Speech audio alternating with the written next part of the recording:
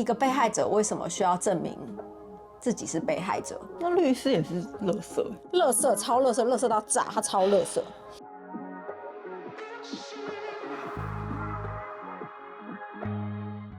歡迎来到 Holiday， 我是台灣妞，我是喜娜。我們今天有2隻麥克風嘍，酷吧？精緻了吧？不要再嫌棄我們了。不需要先解釋一下說，因为我們2個人對於硬體都是非常弱的人，特別是攝影器材方面，因為我們2個都不是相關本科系出身的。硬體方面，我們真的就是慢慢的在增加我們自己的知識，也會去問人做一些進步這樣子。這方面有點不大容易進步的原因，主要是因為自媒體產業競爭是很激烈的，這有點算是大家都不大會這麼開誠布公介紹 know how 的地方。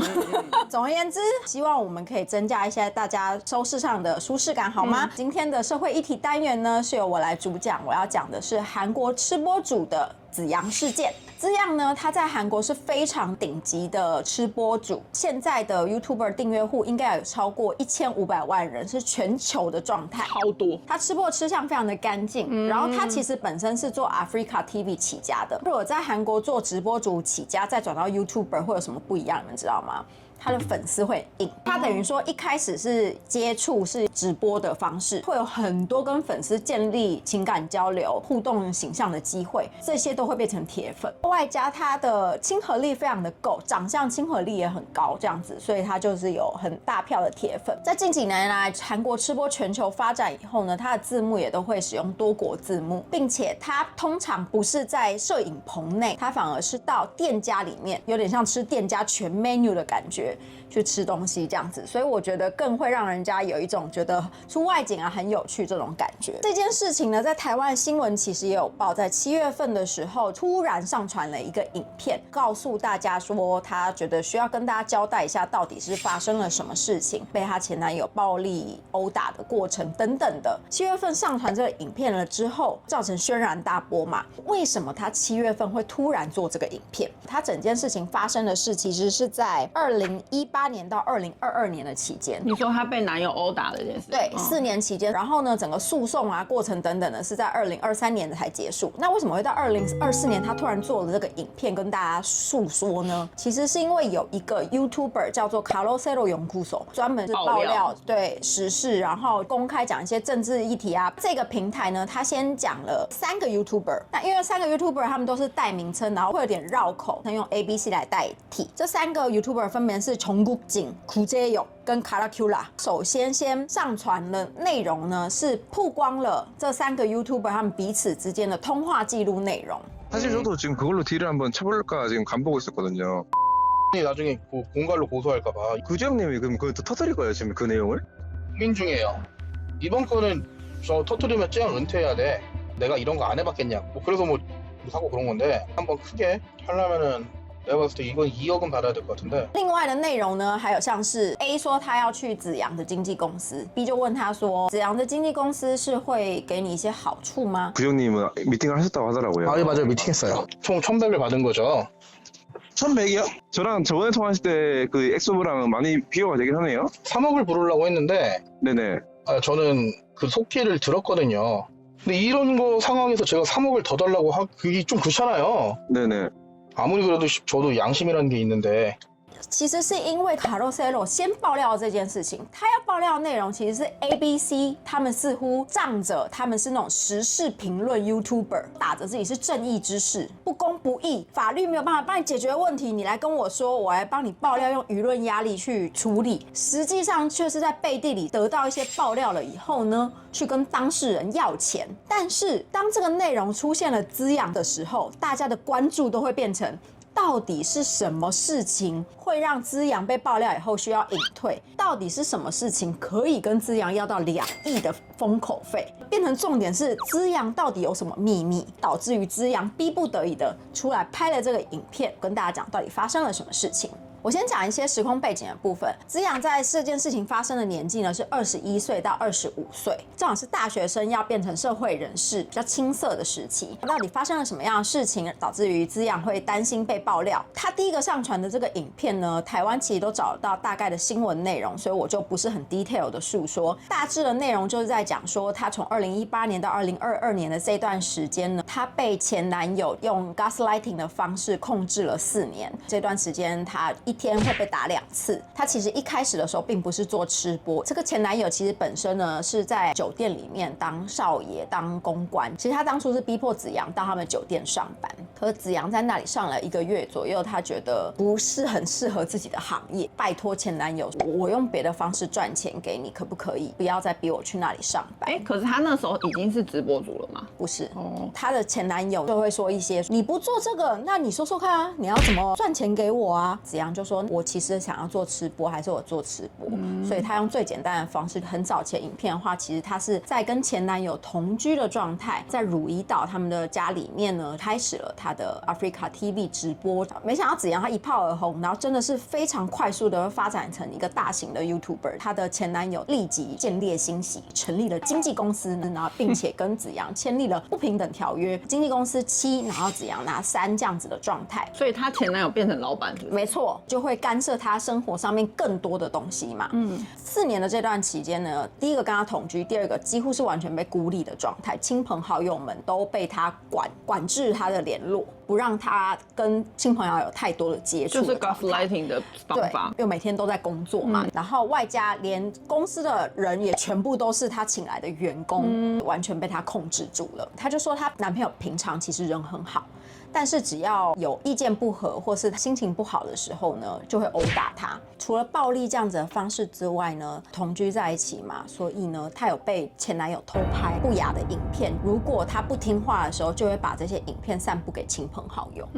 這也是他被控制的其中一個部分之一。他其實中間有想要跟这個前男友斷了關係，就是會以酒駕、墮胎啊這些的爆料呢。如果你要離開我，你要跟我分手的話，我就會把這些事情全部都散布出去。然後子陽其實他一直都沒有收到什麼費用，他在影片裡面有講說，他曾經連做吃播要買炸雞的錢都沒有，這樣子的程度。她的男朋友呢，就是會跟周圍的人，你們要保護子陽的話，你們就要給我錢，這樣的方式跟周圍的人一直要錢。總而言之，最後子陽想要跟他斷開關係的時候呢，也是各種威脅啊、毆打啊。最後子陽呢跟他講說，我全部的財產就都給你，經紀公司這些錢全部都給你，只要讓我走就好。但依然就是一頓毆打。最後他是透過了公司裡面的員工，裡面有個 PD 協助他找了一位律師，然後把所有的錄音檔，他總共有3800個錄音檔，就包含他被毆打等等過程的錄音檔呢，一起交給了這個律師。進入了官司了以後呢，很不幸的就在2023年的時候，前男友前社長選擇了自殺，導致官司終結。在這中間，他都還是很正常的上片，然後完全沒有被人家發現。他覺得這一段過去非常的不堪，講出來對他的 image 沒有任何的 plus， 外加他自己被 gaslighting， 他自己回頭去看，一定也會覺得我當時怎麼會這樣。後來決定要拍這個影片，就是因為網絡上面有出現了我剛剛講的爆料嘛。他說明這件事情了以後，波瀾就變得更大。ABC 3個 YouTuber 大家就開始講說，你們還威脅被害者是什麼意思？輿論就是會去攻擊他們。ABC 他們就是說，我們不知道這麼多內容，他們只知道說他有去陪酒、墮胎，然後還有他逃漏稅，有聽說他被軟禁，但是詳細的內容他們並不清楚。想要為自己洗白就對了。這3個 YouTuber 呢，他們也後來立即被 YouTuber 停權，他們講的事情是有爭議的嘛，並且使用 YouTube 平台制造輿論壓力去跟人家勒索要錢，被 YouTuber 迅速的下架，後來就進入司法程序。但是1個月後，也就是8月多的時候，子陽又重新上傳了一個影片，說明了整個案子更詳細的經過，並且公布了那3800個錄音檔裡面其中很多個片段。因為卡洛塞洛他後來又開始爆料說子陽說謊，他當初在酒店裡面工作是因為男友的關係，但其實他本來就在那間酒店工作，而認識了男友。子陽就對於這些事情澄清，這是他第一段影片裡面沒有澄清的。第一，他並不是在酒店裡面工作的，他真的是因為前男友而在酒店裡面工作的。公布了所有的證據呢，前男友有跟別人的 KakaoTalk 內容是在講說要怎麼樣可以把它賣到去更貴的可以拿更多錢的酒店對話記錄。第二個呢，在他第一個影片出來之後呢，有非常多的人覺得不能理解，怎麼可能會為了前男友說你要賺錢給我，然後你就開始去做酒店，然後開始做吃播，然後你說你錢全部被他拿走，怎麼可能？怎麼會有人蠢成這樣子？還會有人講說他是在扮演被害者，被害者 cosplay。網絡輿論其實也讓他心裡很不好受，所以他決定公布了更多的內容。Left my doubts at home tonight. Made confidence can't come and take a bite. My skin, my hair, they shine so bright. Tonight's the night, it feels so right. Careless, fearless, standing tall. Limitless and powerful. Stronger than I've been before. I'm here to hit the dance floor. Babe, you don't know it took some time for me to feel right. For me to feel like I got my satin dress on. You know it. No one's gonna stop my dancing feet. I'm on it, iconic. Got my body moving to the beat. 豆腐恰恰已经在台湾、韓國各通路上市嘍，詳情請看下方資訊欄。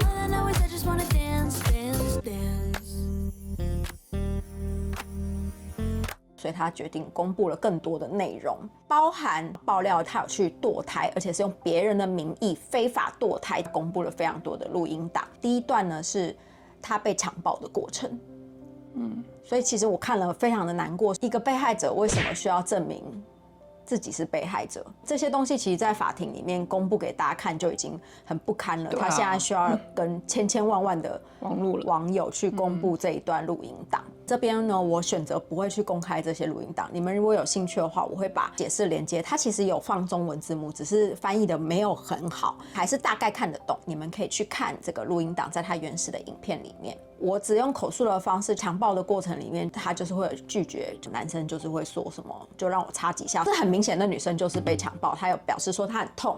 請他不要再做這件事情。男生來說，他有公布一些對話，女生讓他強暴是包含債務的一部分，包含你要給我性服務的部分，不對等關係。我覺得子揚那時候狀態就是一個被洗腦 gaslighting 的狀態之下，被強暴完了以後，導致於她懷孕了，所以她才會去墮胎。至於在墮胎的過程裡面，是前男友打聽了一家醫院，然後帶她去的。她說她當下是非常害怕的，所有的手續都是前男友處理，前男友使用了前男友姐姐的名字這件事情，子揚本身是不知道的。他的意思是說，需要接受司法調查的話，他願意配合調查，這是他第二個影片所做的說明。那甚至於呢，在強暴完了以後呢，其實有一個非常關鍵性的人物，前男友的委任律師，稱之為崔律師的這個人，他有公開一個錄音檔。這個錄音檔呢，是在前男友身亡以後，家屬的同意之下，取得了前男友的手機裡面的備份內容，是他跟這個崔姓律師兩個人通話的內容。 그리고 지가 강간당했다고 진술하러 가야 되는데 그 지문을 지가 파는데 그거 하겠어요? 어떻게 쑤셨느냐, 어떻게 손가락으로 어떻게 했냐, 그때 무슨 말을 했냐, 집을 다 얘기해야 되는데. 非常糟糕的內容，我聽了我真的是邊看邊哭，我實在太生氣了。因為我覺得很多女生被性侵完了以後沒有辦法報案，就是因為她們承受不了那個司法程序。沒錯，跟警察敘說你被強暴的時候，你要詳細的敘說他先把我內褲脫掉，然後把他雞雞插進來了。你知道，甚至於有些人可能會說插了幾下。司法程序會這麼低調，對，他身為一個律師，他現在也是韓國網民大量攻擊的目標。他律師執照曾經被吊銷的，身為一個律師，他居然說得出這種話來。他清清楚楚知道被害者需要去陳述這些事情，所以他用非常不恥的態度說他能怎樣？他去跟人家講你被他強暴了，你把他強暴的過程嗎？的時候，我真的氣炸了。那律師也是垃圾，垃圾超垃圾，垃圾到炸，他超垃圾。除了這個呢，還有回復千萬網友說他是在被害者 cosplay 的部分，他也公開了大量他被男友毆打的錄音檔。這邊我只截取部分給大家聽。나 아프라고. 나 헤어질 거거든. 내 세상 좀 더 똑바로 해라. 어쨌든 돈 관리 안 하니까 나 25억 줘. 계속 녹음 따는 거 알아, 빨리 쳐. 녹음 파일 지워.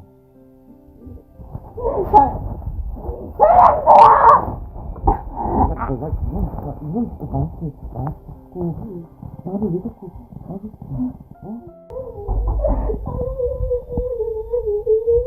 뭐야 지금? 내 때렸어? 어? 대표님 경찰 신고할게. 어? 다 끝내야 되네. 잘못한 거 다 앞으로 해. 그렇게 하자. 나도 이제 못 지켜볼 테니까 재정신이 사람이야? 정상인 사람의 행동이야? 뭘 옆에서 지켜보고 가만히 있으라고? 계속 2년 동안? 그것도 못할 짓이잖아. 우리도 범죄야. 묵인하는 거. 大家可以听到这个男朋友他的情绪是非常不稳定的，子陽不依照他的指示做的話就會毆打他，但也可以看到他最後的影片裡面，這個 PD 到了現場拯救他，把他帶走。那子陽會選擇在公布這第二個影片呢，還有其中一個原因呢，她的前男友在往生了以後呢，剛剛講的惡劣的這個崔律師呢，身為他的委任律師兼好友，說他拿到了前男友，也就是前社長的遺書，內容呢包含對子陽一些不利的內容，比如說墮胎，比如說是在酒家裡面工作。這個崔律師他是很會用法律的人嘛，會用一種讓你聽懂他在威脅你，他就是拿了自己的商品逼子陽在他的節目裡面幫他業配，如果不幫他業配的話，他就只好去跟其他的 YouTuber 們去曝露這些內容。又在同一個時間 ABC YouTuber 們的確開始陸陸續續的接到了這些爆料，他們才會開始陸陸續續的跟子陽要錢。這時間走的順序就是前男友 gaslighting 事件，然後前男友死亡，死亡之後推信律師呢拿着這個遺書的內容去威脅子陽，然後子陽不聽話，不幫他廣告，所以呢他就把這些部分對子陽不利的內容去散布給 ABC 這些時事論壇的 YouTuber 們 ，YouTuber 們再反過來去跟子陽新的經紀公司去要一些封口費。那新的經紀公司呢，其實就是那個 PD 把他帶出來，自己成立的新的經紀公司。立場呢，與其說他們是要封口，主要原因是他們覺得子陽是被害者，那段是子陽非常不堪的過去。其實是保護子陽的心態在給封口費，覺得子陽可能沒有辦法再接受這麼多的輿論。過程裡面，子陽其實已經受不了他一直被壓榨這件事情，他是一個被害者，然後還要被你們一直威脅，經紀公司還因此一直給封口費的部分，後來又發生了 Carlos 爆料他們對話的部分，所以子陽才會決定把這些全部都攤開來講。最後呢，他也提到了關於逃漏稅的傳聞的部分，他說這部分呢都會交由司法去調查，因為他實際上面就是沒有收到這麼多的錢，調查都可以查得到的，所有的報稅的內容呢也都是由前男友在處理的。韓國除了身份證之外，你在那個戶政事務所全部都要去登記一個圖章，任何比較官方，比如說買房子啊這種很大很大的事情的時候，你要有那個官方的印章，你才可以做事情，包含他的官方印章跟他的身份證，這些全部都是在前男友手上。那4年的期間，他到底被報了多少稅啊，財務的狀況這些他都不是很清楚，因為都沒有實際的進來。從之前的對話記錄裡面也可以查出來呢，他跟這個惡劣的崔律師兩個人的確有一起去要求會計事務所做假賬，把這些稅金都算到他的頭上，而讓前男友這邊不要負擔太多的稅金。但是這個會計事務所呢，他有點不想要沾這件事情，他覺得苗頭不大對，他覺得崔律師用這種暗示的方式，你知道那種，他覺得不大對，所以他當下並沒有做這件事情。在這之後，他也有提供相關的法律內容呢，讓子陽去打官司。子陽表示他就是會誠實接受調查。前男友雖然已經死亡，那前男友他有財產嘛，所以進入民事訴訟的這個部分呢，大概還有40億韓元呢，到現在還在打官司當中。那另外 ABC 這3個他們目前的辯稱，其中有一個人他被爆料最多，他的辯稱呢是講說，當初呢只是想要跟經紀公司確認這些消息來源是真的假的，所以他才會聯絡經紀公司。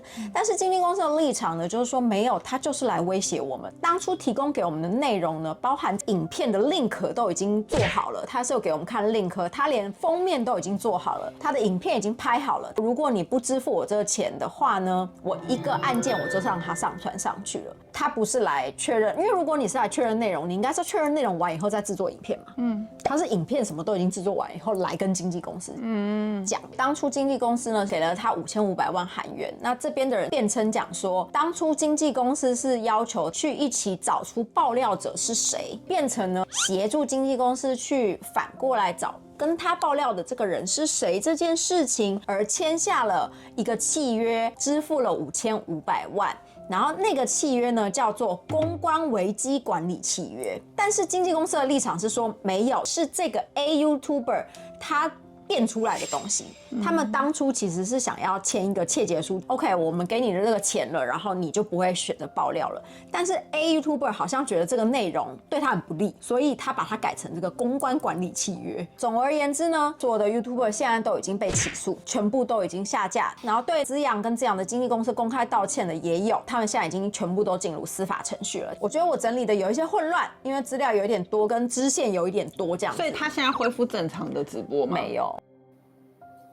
지금 혹시 저滋養聽說他關在家裡不願意出來，好可憐，他就是一個被害者，為什麼要這樣欺負他？而且他不願意去接受任何的心理治療。天哪，他一定有憂鬱症，好可憐哦。製作的過程哭得很慘哎，其實很少做這種案子會哭得很慘，因為我大部分是可能做小孩子的，的那種，或是對會哭得很慘。看他第二次解釋的那個內容，就是有實際的錄音檔嘛。到底這個世界是有什麼問題，要逼迫一個被害者出來公開他自己被強暴的過程、影音過程，就是把自己很私密的內容就給大家看，就很不堪的過去哎，聽了是真的会蠻不舒服的，好可憐哦。那滋養在第二個影片上傳的時候，他有講說他不會再針對這些事情做出任何的回應。滋養有表示說他有透過大家的留言得到很大的力量，也很謝謝大家。我覺得大家可以用瀏覽率來幫他加油，也許留言再講這件事情，他也不會開心。以上呢就是這次所跟大家分享的社會事件內容嘍。那如果喜歡我們的分享的話，記得訂閱我們的頻道，還有對，開啟小鈴鐺。我是台灣妞，我是喜娜，拜拜拜。他把手機送修的時候，等一下，我突然想我燈沒開，這樣會差很多，对不对？會，要從頭開始錄，從頭開始錄。Sorry， 沒關係，沒關係。剛剛說了，我們對硬體很不在行這件事情，有多不在行呢？我們連燈都沒有開就開始錄了。那這件事情，你的額頭在發亮哎，不好意思啊。哎，我突然很好奇，如果我們兩個麥克風，它是會有兩個音檔嗎？還是一個影片一個音檔，只是收音會連？這樣不是很奇怪嗎？應該是一個影片兩個。一個音檔，應該是一個音檔，對，因為他只負責收音嘛，他不对。